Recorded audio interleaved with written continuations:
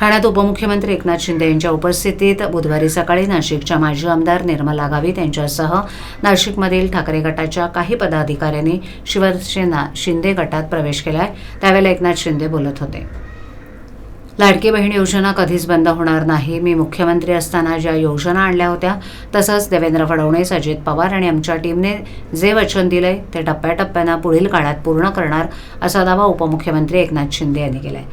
ठाण्यात उपमुख्यमंत्री एकनाथ शिंदे यांच्या उपस्थितीत बुधवारी सकाळी नाशिकच्या माजी आमदार निर्मला गावित यांच्यासह नाशिकमधील ठाकरे गटाच्या काही पदाधिकाऱ्यांनी शिवसेना शिंदे गटात प्रवेश केला। यावेळी एकनाथ शिंदे बोलत होते। लाडकी बहीण योजनेला निधी मिळणार नाही असं विरोधक म्हणत होते, पण निधी मिळाला। ही योजना सुरू राहणार आहे। विरोधकांचा तुम्ही सुफडा साफ केला होता, ते लोक उलटसुलट चर्चा करत असतात। त्यांच्या चर्चांना आपल्याला उत्तर द्यायची गरज नाही। आपण आपलं काम करू असंही शिंदे म्हणाले।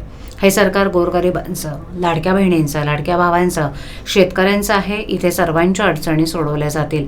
2.5 वर्षात आपण अनेक प्रकल्प, कल्याणकारी योजना आणल्या। त्यामुळे महाराष्ट्राच्या इतिहासात कधीच इतकं मोठं यश मिळालं नव्हतं। ते महायुतीला मिळाले। यामध्ये सर्वात मोठा वाटा लाडक्या बहिणींचा असल्याचं ते म्हणाले।